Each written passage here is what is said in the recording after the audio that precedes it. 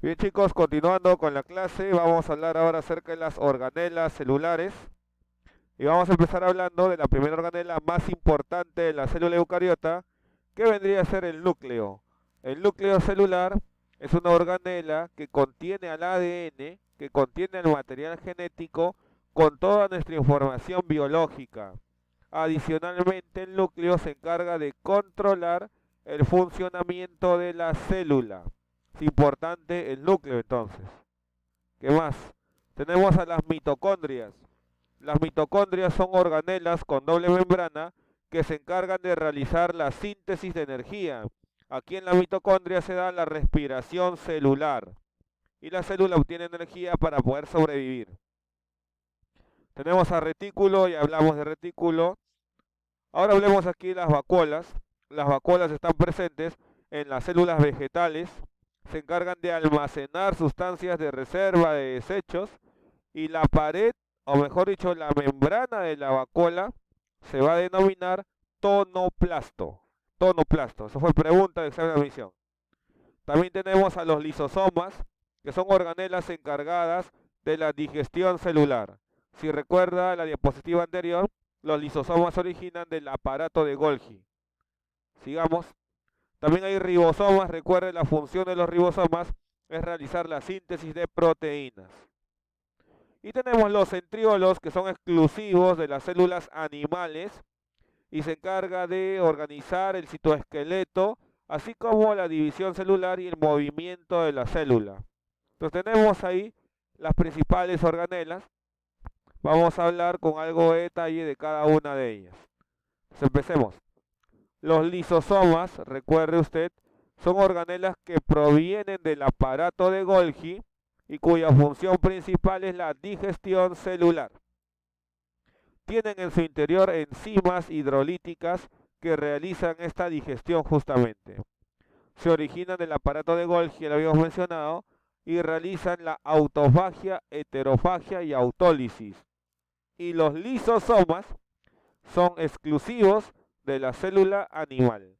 No los vamos a encontrar en la célula vegetal, solo en la célula animal. Entonces no se olviden, ¿eh? Autofagia, heterofagia y autólisis. Vemos acá este gráfico, nos va a permitir entender justamente la autofagia principalmente. Miren, acá observemos, todo esto es una célula animal y vemos por ejemplo lo que sucede, ¿no? Aquí, mira, ubiquémonos. Acá hay una mitocondria. Tal vez esta mitocondria ya no funcione bien, ya no cumpla su función adecuadamente. ¿Qué ocurre? Entonces la mitocondria va a ser rodeada por parte del retículo endoplasmático y al ser rodeada la mitocondria se forma esta estructura que se llama autofagosoma.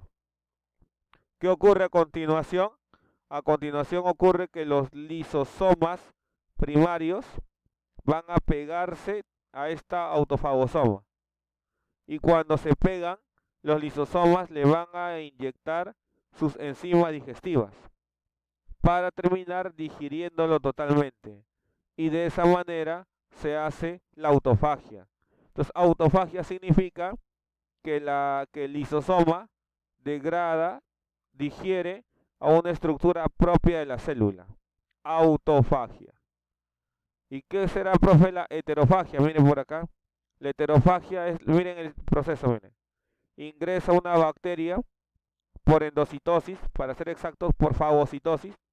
La membrana lo envuelve, ya habíamos mencionado eso, y se forma esta estructura llamada fagosoma. ¿Qué ocurre ahí? Los lisosomas primarios se pegan a ese fagosoma y le vierten sus enzimas y lo digieren. Luego los desechos saldrán por exocitosis. Entonces, se llama heterofagia cuando lo que se va a digerir, cuando los lisosomas digieren estructuras que no pertenecían a la célula. En cambio es autofagia, para reforzarlo, mire, nuevamente tenemos acá una mitocondria que funciona mal, es envuelta por el retículo tiene justamente acá envuelto ya la mitocondria, ¿y qué ocurre? Los lisosomas se pegan a esta estructura y le vierten las enzimas y digieren a la mitocondria. De tal manera que luego los desechos también lo eliminan por exocitosis. Entonces, autofagia es cuando lo que se digiere es algo propio de la célula. Heterofagia es cuando lo que se digiere no pertenecía a la célula. Profe, ¿y la autólisis? Bueno, la autólisis tiene que ver con un tema de muerte celular programada. Muchas de nuestras células tienen un tiempo de vida contado ya, no limitado. Cuando llega el tiempo de morir, por decirlo de alguna forma, el núcleo le ordena a los lisosomas que rompan su membrana y las enzimas del lisosoma, ¿qué ocurre? Se vierten en el citoplasma y se digiere a toda la célula, generando la muerte de la célula. Ese proceso en el cual el lisosoma elimina la célula a la que pertenece se llama autólisis. Por ese motivo que algunos autores dicen que la autólisis es el suicidio celular, ¿no? Muy bien, entonces no se olvide, el lisosoma hace autólisis, autofagia y heterofagia. Sigamos. La mitocondria, mire aquí se ve claramente en color rojo, está tanto en célula vegetal como célula animal.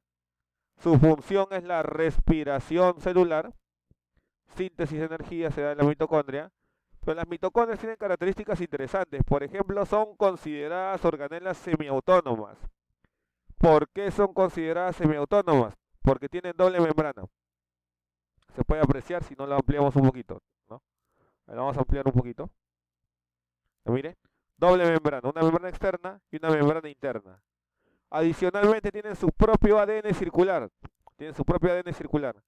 Tienen sus propios ribosomas tipo 55S que producen evidentemente producen sus proteínas. Y adicionalmente la mitocondria se puede autoduplicar, se puede autorreplicar. Entonces por todo esto se dice que la mitocondria es una organela semiautónoma. Y es más, hay una teoría que trata de explicar que esta mitocondria hace miles de millones de años era una célula procariota independiente que se asoció a una célula más grande para tener protección. Y de esa manera, ya con el pasar de los años, ya la mitocondria nacía o se formaba dentro de una célula. ¿Estamos? Entonces, por ese motivo, o por esos motivos, se dice que es una organela semi-autónoma. No se olviden, ¿ah? Tiene doble membrana, su propio ADN, sus propios ribosomas 55S, se autoduplican, su función es respiración celular. Muy bien. Mitocondria está en todas las eucariotas. Solo hay una célula que no tiene mitocondria, en el ser humano y en los mamíferos. ¿Cuáles? Los glóbulos rojos. Los glóbulos rojos no tienen mitocondria, chicos, por si acaso. ¿Ya? Sigamos. Los cloroplastos también son organelas semiautónomas. Tienen todo lo mismo, las mismas características que la mitocondria. La diferencia está en la función. La función del cloroplasto es realizar la fotosíntesis. Y la fotosíntesis permite elaborar glucosa a partir de la luz del sol.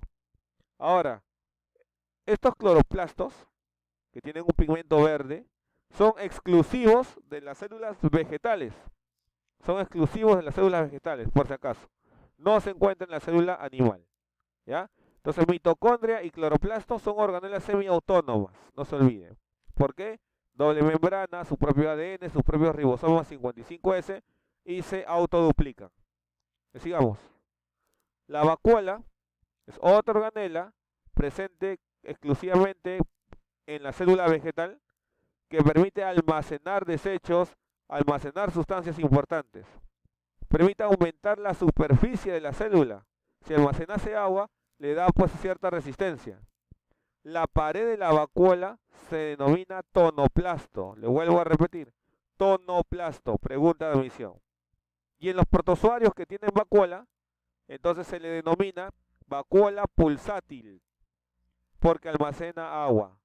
Tenemos ahí varios datos de la vacuola. Mira, aquí lo vemos, un tejido de una cebolla, visto al microscopio, y se puede apreciar las vacuolas ahí, básicamente. ¿Ya? Sigamos. Un par de organelas más, tenemos a los peroxisomas. Y los peroxisomas, el nombre te ayuda, ¿qué hace? Interviene en el metabolismo del peróxido de hidrógeno. La fórmula química del peróxido de hidrógeno es esta, H2O2. También es llamado agua oxigenada, el cual es una molécula sumamente tóxica para la célula.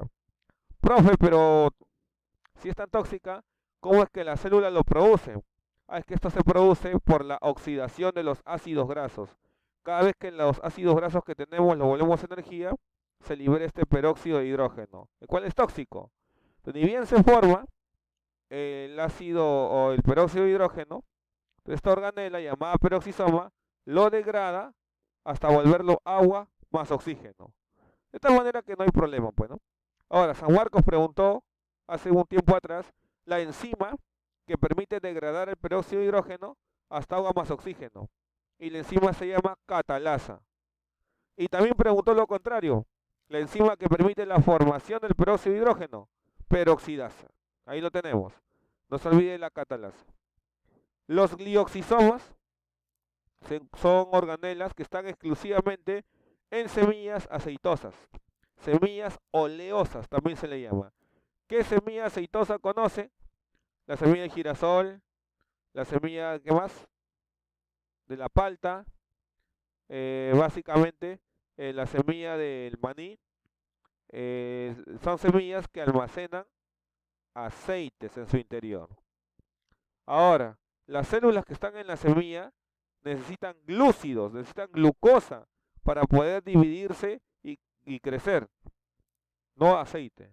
Entonces, en estas semillas está el glioxisoma. ¿Qué hace el glioxisoma? Transforma esos aceites, esos lípidos, esas grasas, en azúcares. Y viceversa. También lo transforma los azúcares en lípidos.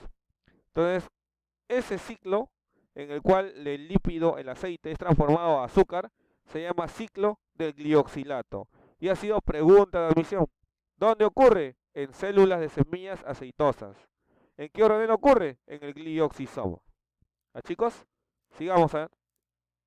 Hablemos de los ribosomas rápidamente. El ribosoma, ya sabemos que permite la síntesis de proteínas. Está formado por ARN ribosómico. Y digamos que hay dos tipos de ribosomas según las células que hemos visto. El procariota y el eucariota. El ribosoma procariótico lo vimos, es 70S. Tiene su unidad 30S la menor y la mayor 50S. El ribosoma eucariótico es 80S.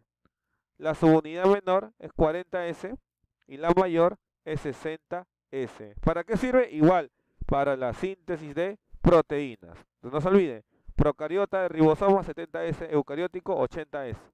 Sigamos. Ahí puede ver los ribosomas adheridos al retículo endoplasmático rugoso. Están los ribosomas y ese pequeño filamento que los une es ARN mensajero. Ya veremos más adelante para qué sirve. El centriolo es una organela, es una pareja de, digamos ahí, de estructuras que van a organizar justamente la estructura interna de la célula. Va a favorecer la formación del citoesqueleto. Va a intervenir en la división celular, en la formación de cilios y flagelos. Mire todo lo que hace el centriolo. Y el centriolo solo está presente en células animales. No se olvide. En la célula vegetal presenta casquete polar. Bien, lo repito, tiene casquete polar. Muy bien. Hablemos del núcleo, pero eso ya lo vemos en el siguiente video.